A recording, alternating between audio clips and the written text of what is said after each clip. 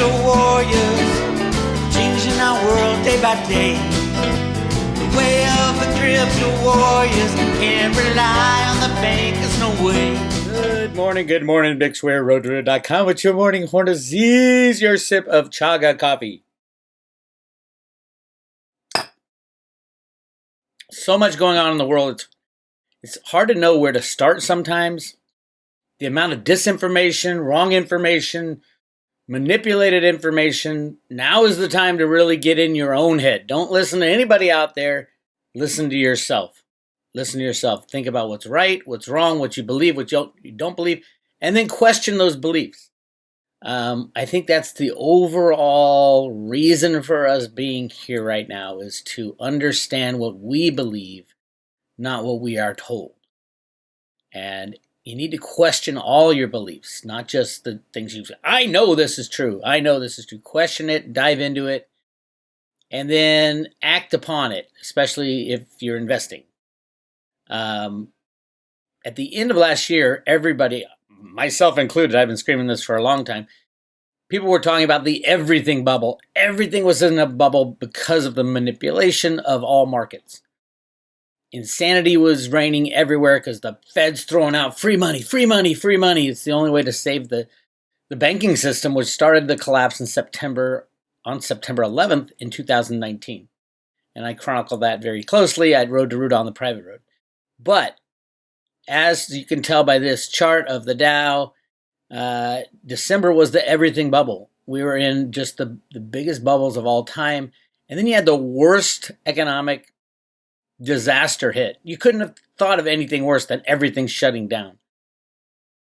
But the only thing that did not shut down was Steve Mnuchin's rigging mechanisms through the Fed, through the prime dealers of the central bankers, which are JP Morgan, Citibank, HSBC, Deutsche Bank. That's where they execute their trades. And of course, when they tell JP Morgan or Citibank to, okay, we need this stock price to go up or this bond price to go down, the bank actually acts to front run their own trade that they're executing for Steve Mnuchin. So that's how that game works. That's why we have had the crash in the Dow. It went to 20 and they said, okay, let's stop it at 20 and then we'll bring it up slowly. So we're at 25,000 now, 26,000. That's how the game works. And the thing is, they didn't fix any of the structural problems that we had at the end of the everything bubble. Everything bubbles have to pop. And I think each quarter, if you look at the quarters, remember this thing started at the end of the third quarter 2019. And if you remember, I was jumping up and down screaming, watch September 11th, watch September 11th. It was a planned deal to take down the system. And it was not going to be a short term. In 2008, it was one time. They were going to take everything down in one moment, and then Hank Paulson went to Congress, and Congress chickened out and gave everybody a bailout. All the banks a bailout, $700 billion, which they leveraged to $20 trillion. I've said it for a long time. The banks are going to need $20 trillion this time, which they will lever up to $200 trillion. And I think my count right now, it's hard to even figure out how much the Fed has given the banks as far as bailouts, but I'm around 4.5 billion.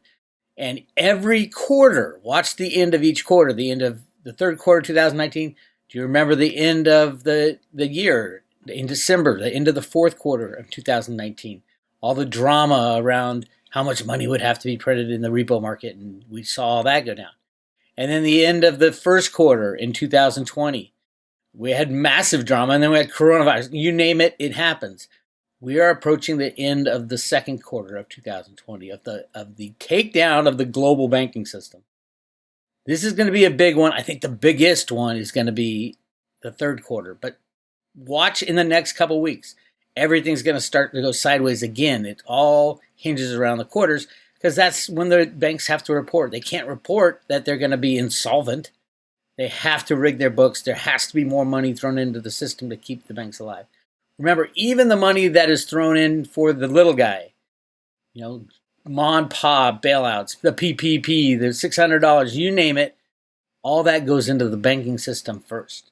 And the banks are able, because they have a banking license, to leverage their balance sheet 10 to 1.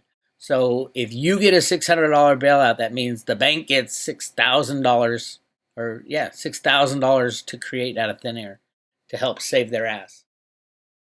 All right. So yes, I do expect at some point, I don't know if it'll be a Dow crash. I think it'll be a Dow stoppage. There's problems with the stock market. Biggest problem is that nobody knows who owns what anymore. High frequency trades have destroyed that. The DTCC has destroyed that. The brokerage houses have destroyed that. Nobody knows who owns what. So good luck with that if you're in the stock market. Somebody asked me why I don't like the mining shares. It's very simple. I used to say, I knew that they're too valuable. These mining shares are too valuable because of what they have in the ground. When gold and silver are freely traded, voila, they're going to have multi-trillions of dollars in the ground. Now, at that point in time, it means the monetary system has collapsed, and every single country will be on their knees, and their citizens will be saying, why would we give a handful of people who own mining shares the ability to take over the world? We will not. We're gonna nationalize all the mines in our country, especially these mining companies that have foreign holdings, foreign mineral deposits, and things like that. Do you think Venezuela or Brazil or Mexico is going to honor an American's claim to a share of a company that has massive resources in the ground when their whole country is on their knees and starving? No, sorry. And that goes with metal held in vaults too. Easy target. They will be nationalized. Now in the U.S., they'll probably say, okay, we'll give you fair market value. As of the day right before gold and silver went ballistic. Kind of like they did in 1933 when they confiscated gold and said, okay, put your gold in, everybody has to give their gold to the government, and gold was set at $20 per ounce. And then as soon as the government got all the gold, they changed it to $35. We're going to see the same type of thing, probably. Who knows, but probably. But no way, not a chance in the world that mining stocks will be able to hang on to all the wealth they have in the ground. They just won't. And it solves the problem of who actually owns that mining stock. Look at the volumes traded on these mining stocks, and you'll say, "Oh my God, how can every 5 days all the shares of this company trade?" It's all rehypothecation. It's all market rigging. They don't have the shares that they trade, just like in gold and silver, just like in on the bond market, just like in the crypto markets. They don't have what they trade. All right. So I believe the everything bubble could pop either the end of this quarter or the end of next quarter.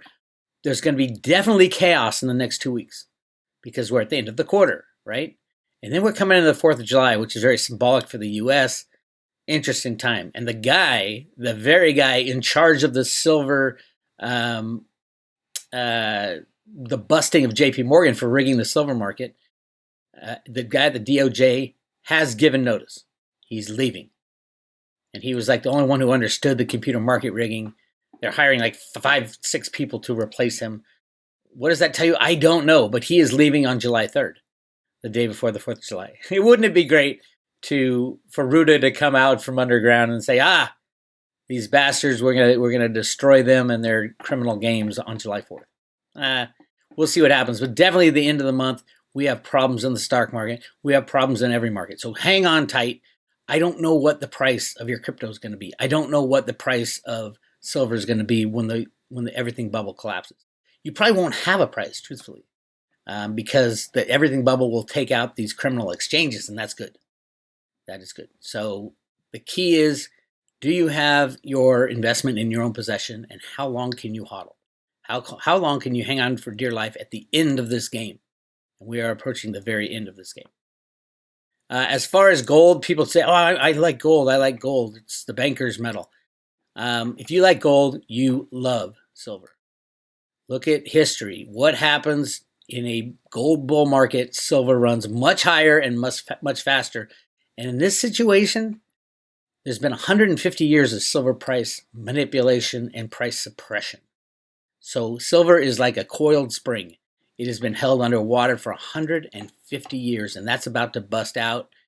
And this is the gold-silver ratio Look at the ratio back here, back in 1979, when they busted the Hunt brothers for having, they were saying, oh, Hunt brothers are cornering the market on silver. They had 110 million ounces of physical. Today, in their possession, JP Morgan has, well, actually it's not all in their possession anymore, over 1 billion ounces of physical silver. Remember, the Hunt brothers were busted by the feds and made to sell off their silver in 1980. And they had 110, and the government accused them of cornering the market. Now JP Morgan has over 1 billion, and they're starting to lease out their silver to things like SLV and other banks that can't find the silver. So they're basically double shorting the silver market with physical silver. They still have that, they still own that silver, they're just leasing it out. Basically renting out their silver so that these other banks can cover their positions that they couldn't cover otherwise. Ted Butler's keeping a good eye on that. Ted's done an amazing thing for all silver investors. For the last, 35 years, he's been uncovering, exposing, and giving all the information the CFTC needs to bust the silver riggers. But like Bart Chilton said before he passed away, it's a political decision, it's not a legal decision. Really, Bart? What does the CFTC have to say about Bart Chilton? I don't know. And those of you old timers on the road to the George Painter letter. George Painter was a CFTC judge. There's only 2 judges, and they make up what happens in the commodity world. He quit because he said this other judge, all he did was find the big guys not guilty of everything. He was in on the con, and the con is to rig the markets with the regulator as cover. So in 1979, the gold-silver ratio went down to where it should have been, around 15-1. And look at what has happened since. Do you think it's a good time? This is what happens at the end of a bull run, on a normal bull run. Silver goes to where it should be, 10 to 15 to 20 to 1. I think it's going to go 1 to 1. Why? Because there's 6 billion ounces of silver and 6 billion ounces of gold in the world. And you need silver. You don't need gold. Nobody needs gold. They stick it in the vault. You need silver for flat screen TVs, for a high-tech sci-fi future that we are heading into. Speaking of the sci-fi future, everybody go to Cliff High's website, YouTube channel. He's got a new post talking about the sci-fi world. My favorite Cliff High Alta report. It's amazing. This stuff is coming true. And this was, now, if you've been on the road to Rue, you know I've been talking about the 2 years that have been kind of pulled out of the scenario, and now we're back on track. I don't know how it's done as far as time. You can look up Project Looking Glass, but it is very interesting.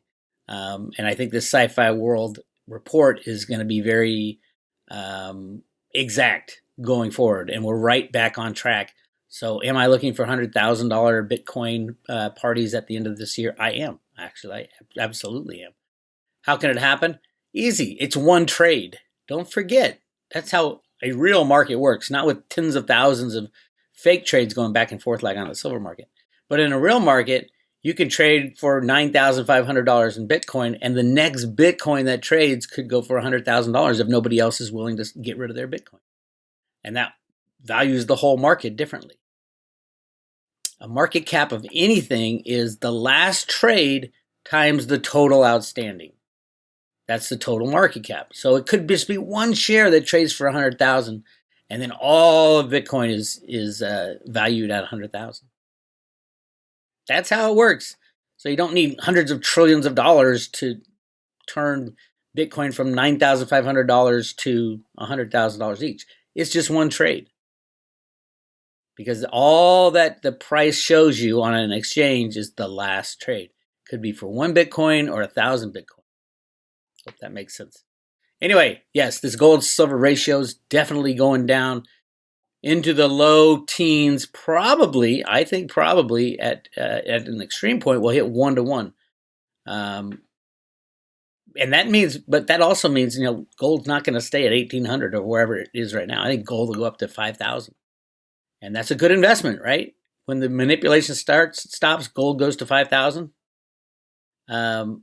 although that's a good investment, it's not as good as silver. At 5,000 gold, what about 5,000 silver? A 1-to-1 ratio. Yeah, that's the kind of craziness we're going to get into. Of course, it won't happen on the COMEX. The COMEX is a criminal organization. They should shut down. And they will at some point. So I think the crypto viewing guys' data has the markets freezing. And I believe that probably, the high-frequency traders butting heads against each other. That's probably more likely what will happen. Anyway, if you want a really good, another thing, not that you need it, another really good reason for silver to go ballistic very soon, there's a great post, the potential looming catalyst for silver no one sees coming, right here at goldsilver.com. Mike Maloney, great guy, really knowledgeable about monetary things, gold and silver especially. But they have a great discussion with the guy Jeff Clark, who I've seen speak, really smart guy.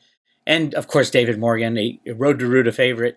And they're talking about another new thing, as if silver needs another reason to be able to go moonshot. Jeff talks about the potential for governments to start hoarding silver again, buying silver to use it as a monetary metal. Yes, silver has been a monetary metal for way longer than gold has been. It has been the people's money for thousands and thousands of years. And they talk about this. Remember, governments around the world used to all hold silver as part of their reserves. It was a very important part of their reserves. It was so important that the U.S. government in the 1940s needed the silver somewhere else and decided to lie about the amount of silver that was backing their silver certificates. And that's with the Manhattan Project. I discussed that in length. There's many videos on it. Look up Manhattan Project, Y12 facility, where they borrowed up to 3 billion ounces of physical silver from the U.S. Treasury when it was supposed to be backing the silver certificates, and they did not tell anybody. So the U.S. government, of all people, were cooking the books. And it has been outlined many times, but there's a book about the guy who basically ran the whole Manhattan Project, where we first built the first atomic bomb. And he says right in the book that, yes, we had to borrow 3 billion ounces, up to 3 billion ounces. They don't say exactly how much. But because there was a second Y12 facility that was much bigger, I figured, yeah, that's why there's such a huge national security interest thing around silver. And also, silver is used in every one of our smart bombs, all the high-tech war paraphernalia that we have, and probably in a lot of the secret space programs. So silver is absolutely necessary for every government, and they will all be trying to get in. That's the key. What are they going to do? Lease silver from J.P. Morgan? Because that's really the only large stockpile left. Who knows how many claims of ownership are on the SLV? I think there's over 400 million ounces now said to be in there. If you own SLV, get out as soon as possible. Get yourself the real thing, physical silver in your own possession. It will cost you more.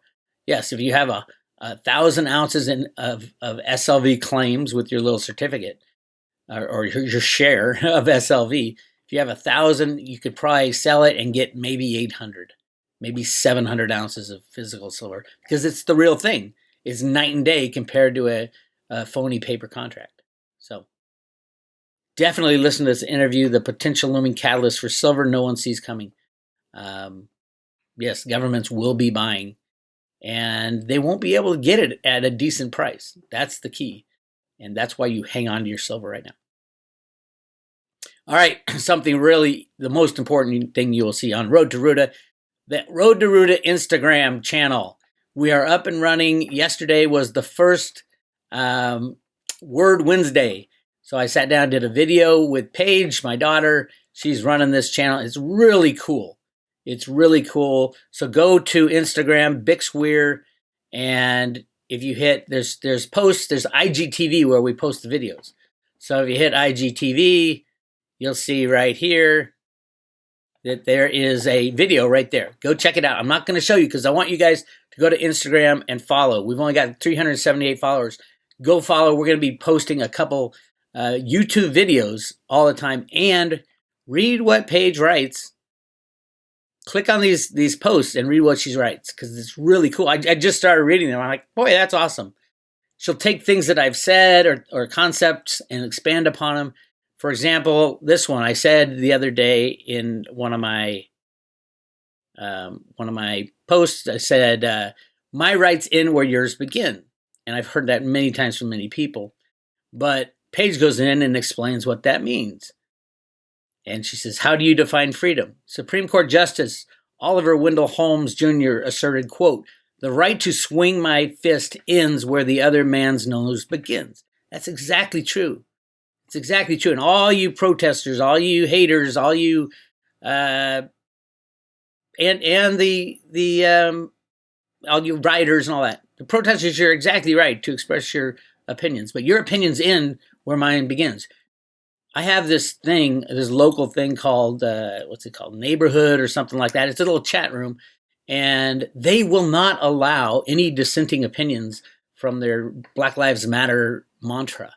And that's pretty much everywhere around the world right now. You're not allowed to think differently than the main, the group speak.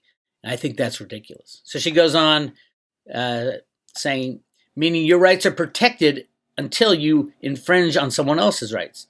So you can be yourself and enjoy your life, but you will never be able to tell others what they need to think, how they have to be, or what group they have to belong to. Freedom extends far beyond personal viewpoints, and that is why it is the most important and inclusive ideology the human collective can have. It is our responsibility to protect it and enforce it and enjoy it. How brilliant is that? Good job, Paige. So check him out. She's got all kinds of great explanations. If you have kids that will not be able to understand all the Road to Rue to speak, or if you yourself are like, what the hell are you talking about, Bix? The word Wednesday was blockchain. What is a blockchain? And we go through it on the video. I'm going to attach the video to the end of this, but definitely go to the Instagram. Go to the Instagram and check it out and subscribe and listen to what Paige has to say, because she says it a lot better than I do. All right.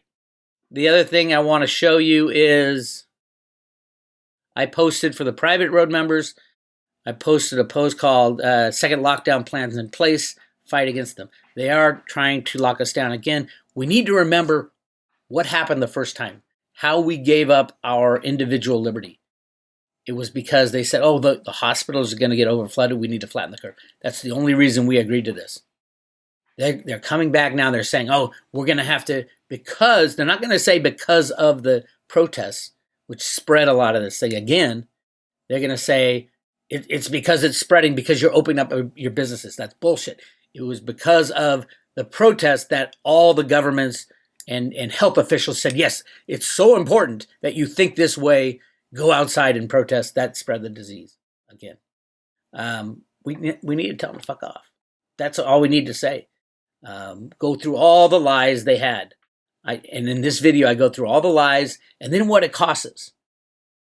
Is 0.0003% of the population dying because of COVID? Well, that's the funny thing. Do you know that they admitted that if you die and you have COVID, if you die in a car crash and you have COVID, that's counted as a COVID death. If you have COVID and died, it's counted as a COVID death. And they admitted it. Fauci admitted it. That criminal Fauci. By the way, you know what Fauci's saying now? Fauci warns football might not happen this year. Trump, just throw that dude in jail. He's the most criminal guy you can even ever find. Well, him and Gates are probably the most criminal you can ever find. Throw him in jail. Anyway, I don't want to end on a sad note. I'm going to end on a happy note. Here is the Instagram. Again, go to Instagram and go to IGTV right in there and listen to the discussion Paige and I have about the blockchain. Here is the first edition of Word Wednesday with Paige.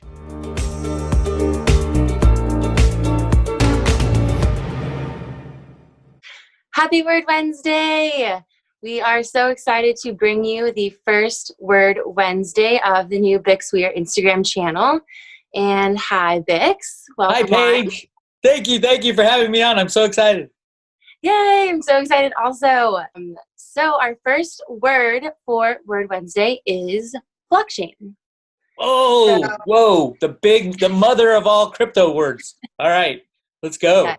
Some of you might know what this already is, but we just wanted to clarify for any newbies out there. I'm going to read the official definition, and then we'll get into the Bix Weir definition. So the official definition of blockchain is a system in which a record of transactions made in Bitcoin or another cryptocurrency are maintained across several computers that are linked in a peer-to-peer network.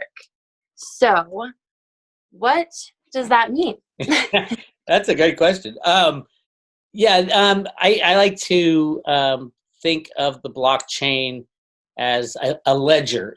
This ledger isn't kept by a central authority. It's not kept by the central bank. It's not kept by an accounting company. It's kept by everybody who wants to participate in the network. So a blockchain is a list of transactions. Every single transaction that's ever been done is recorded on the blockchain. It tells you what went in and what went out. That's how you keep track of how these coins operate as money. And then you can use that blockchain for other things. So just think of it as a ledger. Everything that goes in and everything that comes out is on this ledger. Now, the beauty of a good blockchain is that it's immutable. Immutable means you can't change it. It's always going to be the same. All you got to remember is it's unchangeable for the most part. So if it went on the blockchain 10 days ago, it is still on the blockchain. And another way to think about how cool it is, it's approved by these people called miners who basically have to approve every transaction so that the transactions gets in the blockchain. And once it's in the blockchain, it can never come out of the blockchain. That's the Road to Ruta short version of blockchain. Paige, give me your questions. I like that. So what is the benefit to having a monetary system that is based on blockchain instead of a centralized authority? With the Bitcoin blockchain, you have a system that can only produce 21 million Bitcoin ever. And that's really cool. Scarcity is what gives money value. As we can see, the Federal Reserve and everybody's printing money and the banks are creating money out of thin air. But with a sound blockchain and the protocol all programmed in, you can't make more than 21 million Bitcoin. With the blockchain, it's more about mathematics. And you can't lie, cheat, and steal. 2 plus 2 is always going to equal 4. Whereas in central banking, 2 plus 2 could equal 126 if they decide to press a bunch of computer keys to create more money. So that's the beauty. One, it assures that the scarcity is there. And number two would be you can't lie, cheat, and steal on it. Everybody sees what's happening. There's no secret bailouts behind the scenes and all that. So it's really cool for our future. Yes, I've been seeing a lot of different companies switching to blockchain, using blockchain technologies. Blockchain can be integrated into like our normal day-to-day business. And it's not necessarily just money. It's different ways to implement the blockchain into every kind of business known to man. So it'll be really big. You're starting to hear it more and more now, integrating blockchain, because it really doesn't rely on the truth and honesty of people. And clearly these days, that's our problem, is that there's no truth and honesty. So the main takeaways from the blockchain then are it is decentralized and that it's peer-to-peer and you cannot lie. It is like the most honest way to do business. Absolutely. Bravo. Good job. And that gives the power back to the people. You can know exactly what's going on. People can't lie, cheat, steal anymore. And the blockchain technology is going to be widely used. So definitely something for everyone to get on board with and to do their own research if they want to do anything further. But I think that's an awesome definition and gives people something to work with. Absolutely. Well done. I mean, this is perfect. I love this Word Wednesday thing because it helps me get my head straight on what I've been talking about all these years, and you're helping spread the word to anybody and everybody, and it's awesome. Let's keep it up. I can't wait for next week's Word Wednesday. Yes, I will see you guys all next week, and be sure to tune in.